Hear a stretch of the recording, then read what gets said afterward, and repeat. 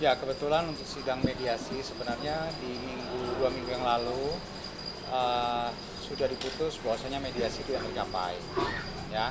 Dan hari ini agendanya adalah penentuan jadwal ikot tadi, penentuan jadwal ikot untuk jadwal jawaban, dan kita tadi juga udah nyatakan kepada majelis bahwasanya ada kemungkinan kita untuk rekonvensi juga.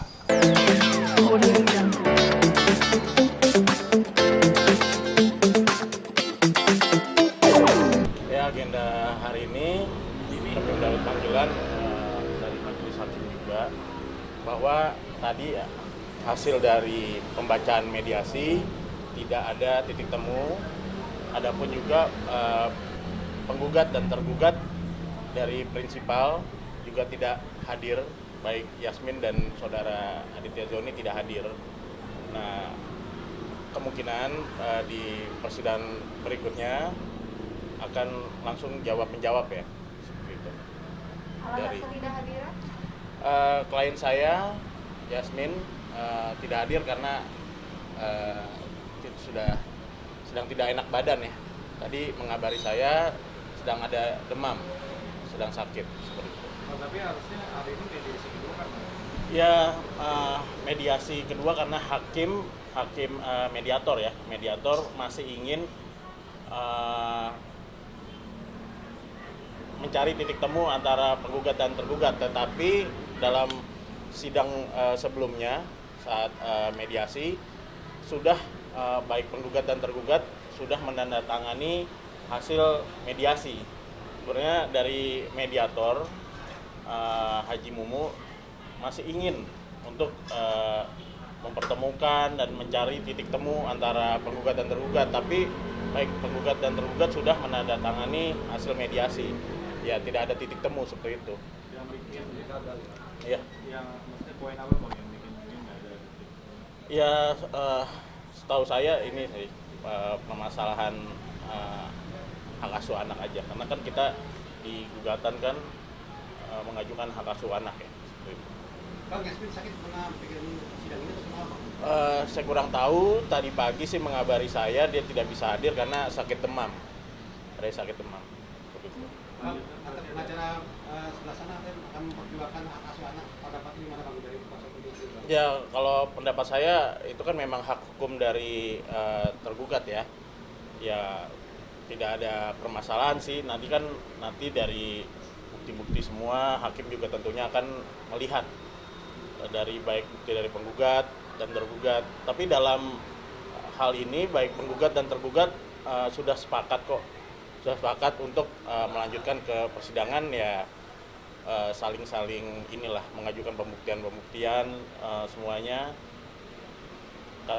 dan hasil mediasi juga tidak tercapai. Jadi ya kita lanjut ke tahapan-tahapan persidangan seperti itu.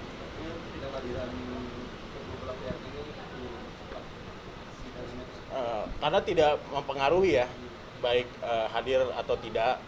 Karena kalau memang tergugat tanda kutip ingin mempercepat, seharusnya juga tidak hadir dalam persidangan sebelumnya atau saat mediasi. Jadi bisa diputus first take tanpa kehadiran tergugat. Tapi tergugat sudah hadir dan menunjuk kuasa hukum. Nah itu jadi baik sekarang tahapan sidang berikutnya tidak hadir, para prinsipal tidak ada masalah karena sudah dikuasakan kepada kuasa hukum seperti itu. Pak, sejauh ini si Yasmin untuk menghubungi nafkah anak seperti apa? Apa? Sejauh ini Yasmin menghubungi untuk nafkah anak seperti apa? Kalau untuk nafkah anak kita tidak ada ini ya, tuntutan apapun dalam gugatan, hanya pengajuan hak asuh anak aja. Karena kemarin seperti yang sudah disampaikan, Yasmin merasa mampu untuk menghidupi anak seperti itu. selain merasa mampu, apakah ada ketakutan lain yang mungkin dirasakan Yasmin ketika nanti hak asuh anak ini jatuh kepada pihak adiknya semua?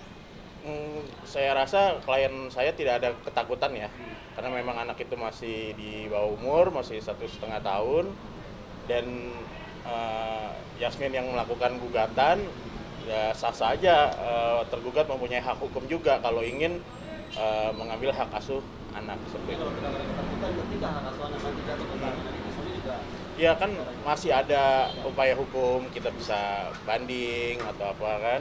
Nah itu tergantung klien saya. Yang penting tim kuasa hukum secara normatif sudah mengajukan gugatan perihal nanti perjalanannya dari tergugat dan kuasa hukumnya melakukan gugatan balik untuk mengambil hak asuh anak, ya sah-sah aja karena kan yang menentukan juga hakim seperti itu.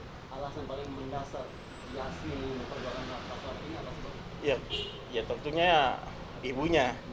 Ibunya dia juga yang melahirkan, dia juga merasa menafkahi juga dan tidak ada permasalahan dalam perjalanan untuk tiap hari juga sama Yasmin sejauh ini. Tapi juga dia juga untuk tergugat Adit dari Yasmin juga tidak ada ini kok ingin memenuhi semuanya untuk anak gitu. Dari suami pun, dari tergugat pun juga kemarin itu datang berkunjung, membawa juga tidak ada masalah sebenarnya. Cuman yang menjadi kesempatan itu ya para ini sudah ada sepakat lah. Tapi Sudah ada sepakat. komunikasi di luar ya terkait hak asuh anak ini. Ya kalau untuk hak asuh anak ya kita lihat juga dari tergugat apakah nanti ada gugatan balik atau rekonvensi, kita nggak tahu. Kalau dari tergugat sendiri mengatakan bahwa mereka salah satu yang membuat mereka takut adalah ketika nanti anak akan dibawa ke Malaysia atau ke luar negeri karena kan Yasmin sendiri juga masih Kalau dari klien saya tidak ada ya rencana-rencana seperti itu. Ya mungkin itu ketakutan dari tergugat, tapi sudah disampaikan kemarin di ruang mediasi juga bahwa klien saya tidak ada niatan seperti itu. Dan buktinya kalau dari tergugat mau membawa anak, mengajak bermain juga tidak ada masalah kok seperti itu.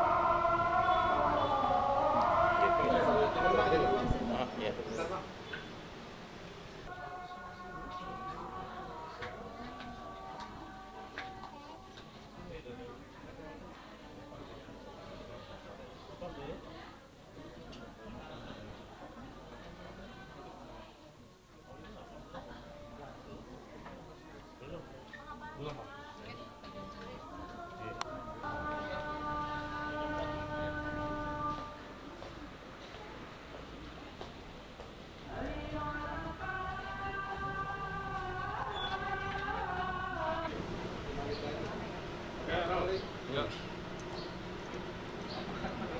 Kalau misalnya nanti hasil jatuh di tangan tergugat gimana tuh? Kalau hak asuh nanti ya tentunya kita menghargai juga kan dari keputusan hakim, tapi juga kita kembalikan lagi kalau itu terjadi bagaimana dari klien saya, apakah kita akan lakukan banding. Ya itu masih terlalu jauh ya karena ini kan masih proses pembacaan mediasi, nanti juga masih ada jawab-menjawab gugatan, masih ada saksi seperti itu dan baru putusan. Jadi setelah pembacaan mediasi ini agenda selanjutnya apa? Ya jawab dari tergugat untuk menjawab gugatan seperti itu. Ya saya sebagai kuasa hukum sih selalu optimis dalam menghadapi kasus-kasus dan tentunya juga prinsipal kami juga penggugat optimis karena kan ini anak masih di bawah umur juga kan karena sehari-harinya juga bersama ibu dan tidak ada kesalahan lah dalam pengasuhan anak, makanya kita mengajukan hak asuh anak seperti itu. Dari Yasmin ada permintaan harganya itu nafkahnya berapa gitu per bulan? Enggak, kita nggak ada ini kok, nggak ada hak asuh terkait dengan apa nafkah, tidak ada. Kita hanya mengajukan hak asuh anak seperti itu. Tapi sejauh ini nafkah dari Adit lancar kah atau Ya kalau itu tentunya karena sifatnya tertutup, kita sudah ajukan dalam gugatan ya tentunya seperti itu mengenai syarat-syarat atau sebab-sebab kita mengajukan gugatan perceraian. Bang, sempat beberapa waktu lalu Adit sempat mengatakan bahwa dia sempat panik kalau tidak bisa bertemu sama anak mata mungkin dipersulit itu. Kalau dipersulit sih tidak ya, mungkin karena ada waktu-waktu tertentu sedang bersama penggugat. atau Yasmin ya.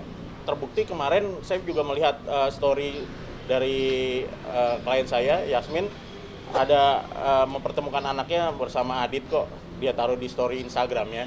Jadi tidak benar ya.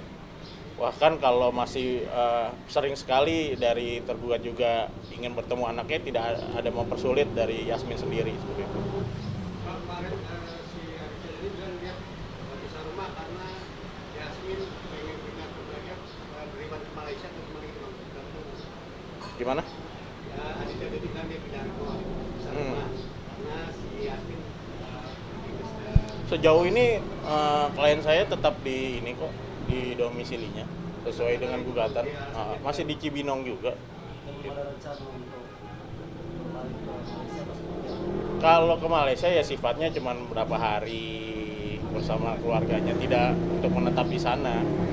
Bahkan kalau kita perhatikan di story-storynya selalu di Indonesia kok, gitu. Kuasa hukum akan menjamin bahwa ya mungkin akan pergiannya untuk beberapa hari atau menetap di sana.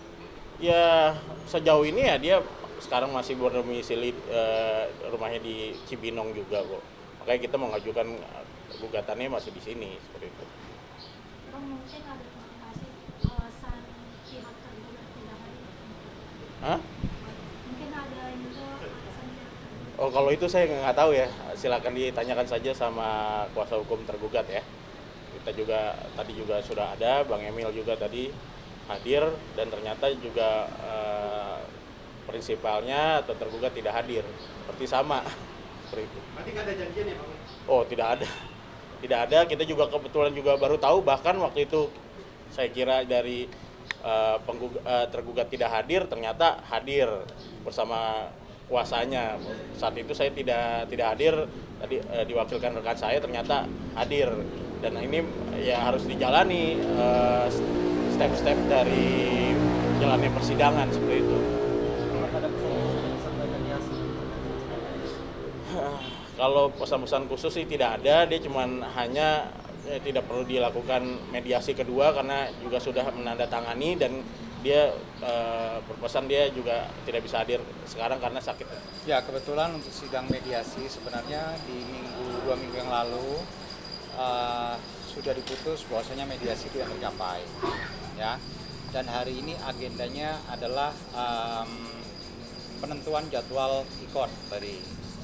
Penentuan jadwal ICOT untuk jadwal jawaban, dan kita tadi juga udah nyatakan kepada majelis bahwasanya ada kemungkinan kita untuk rekonvensi juga dalam hal asuh terutama, ya.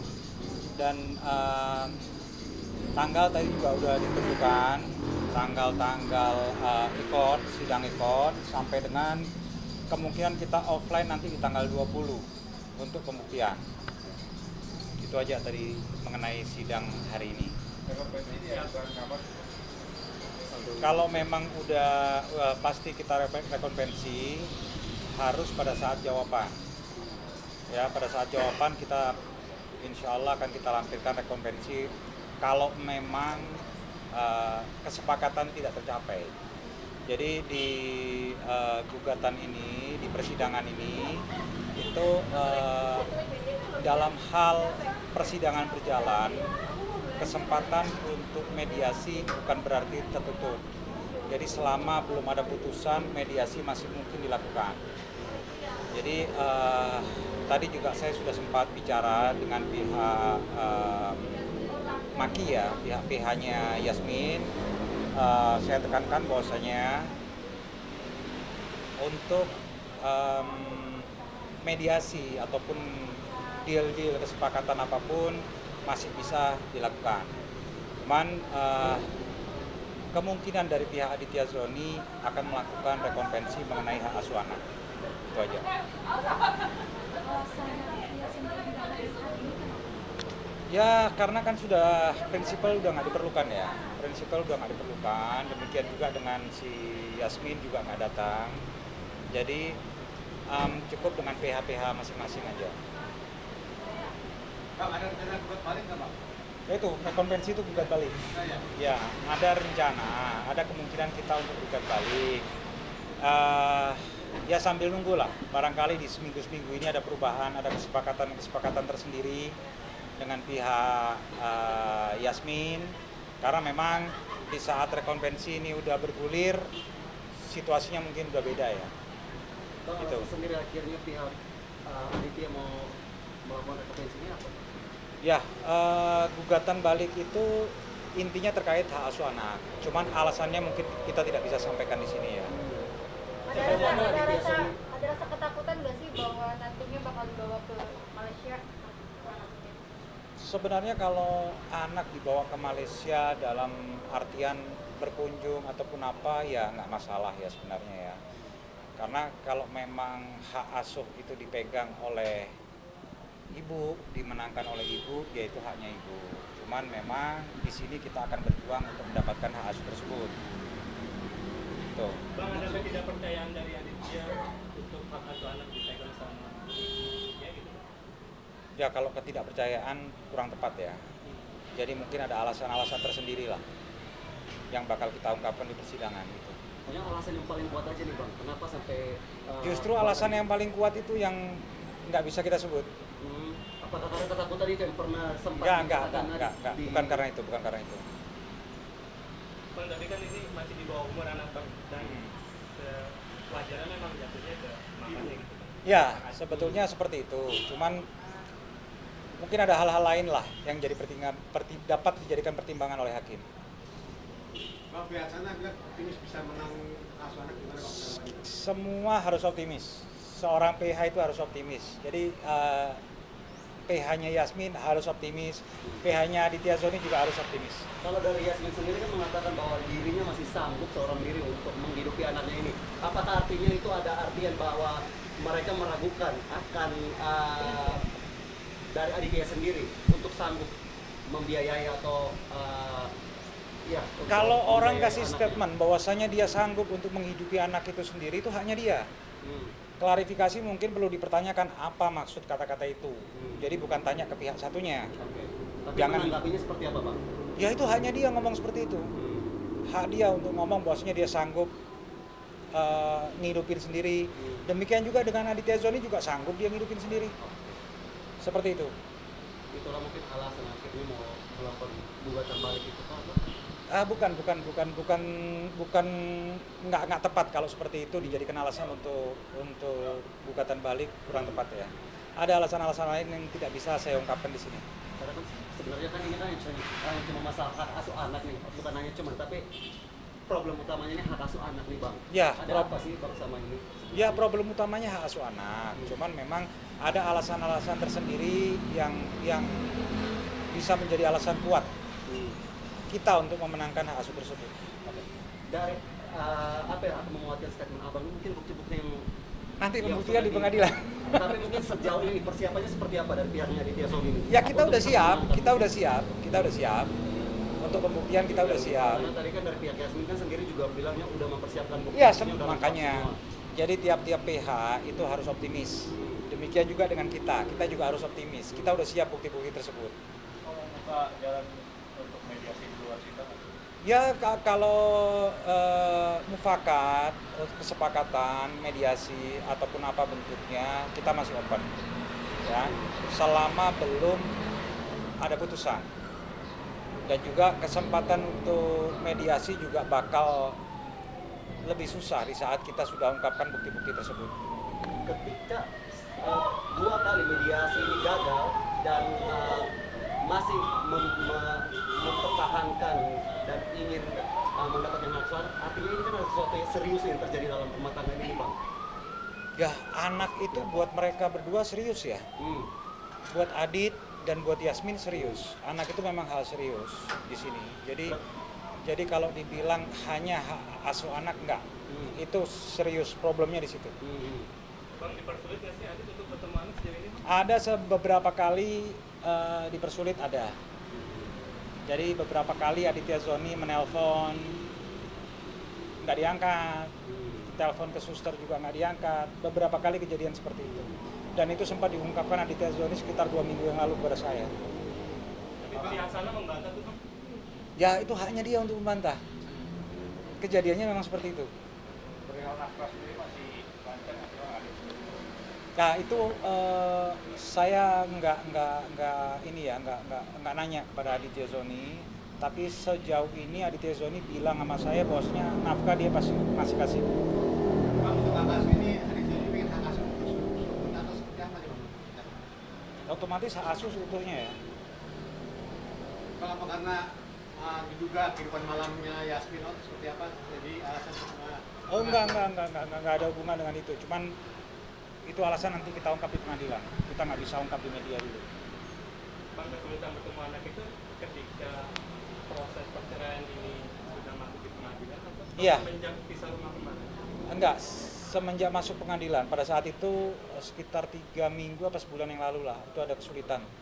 Sempat diungkap itu sama Aditya Zoni kepada saya. Kesulitannya hanya komunikasi atau gimana? Ya komunikasi tertutup ya, sedangkan mau ketemu anak kan perlu komunikasi dulu. Nggak bisa terus langsung ujuk-ujuk nyamperin kan nggak mungkin. Dari 2 minggu itu bergulir sampai hari ini apakah masih Setahu saya udah sempat ada komunikasi. Nah, cuman yang kita tidak inginkan ke depan ada hal-hal seperti itu, dipersulit seperti itu, kita nggak setuju, kita nggak suka gitu loh.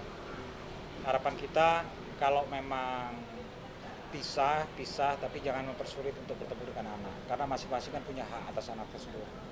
Ada tuntutan khusus nggak dari? Nggak ada. Bang, berarti belum ada deal tertentu ya, misalnya Aditya Zoni hanya bisa 5 hari mengunjungi. Belum ada diri tersebut. Makanya ini saya lagi berbicara dengan pihak Yasmin. Nanti responnya seperti apa kita tunggu aja lah. Tapi sejauh ini komunikasi yang berlangsung antara PH Yasmin dan PH Aditya Zoni ini gimana nih Bang? Oh kalau antar PH jadi saya dengan rekan Maki alhamdulillah lancar komunikasi sering. Kita komunikasi sering, cuman memang dengan pihak klien mungkin ada hal-hal yang nggak disampaikan kepada kita seperti itu.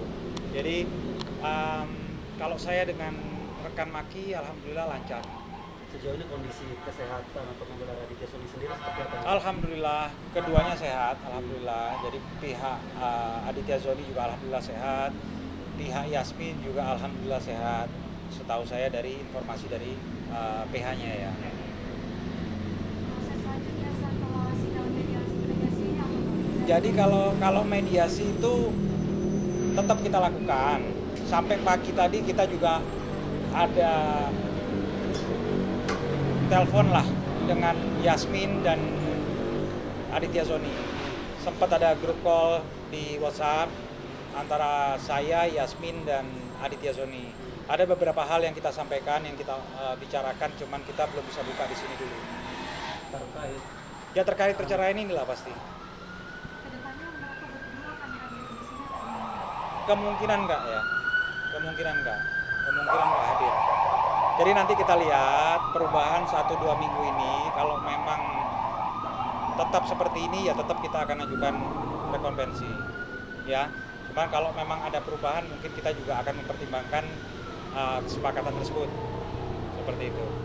untuk agenda selanjutnya nanti kapan nih Bang? Agenda selanjutnya tanggal 23 ya untuk jawaban dan rekonvensi. Masih offline ya Bang ya? Online, record. 23, 30 dan tanggal 6. Record semua itu. Itu record semua. Ntar tanggal 20 baru offline. 20 Agustus baru offline pembuktian. Oke, cukup. Terima kasih banyak. Bang. Audio Jungle.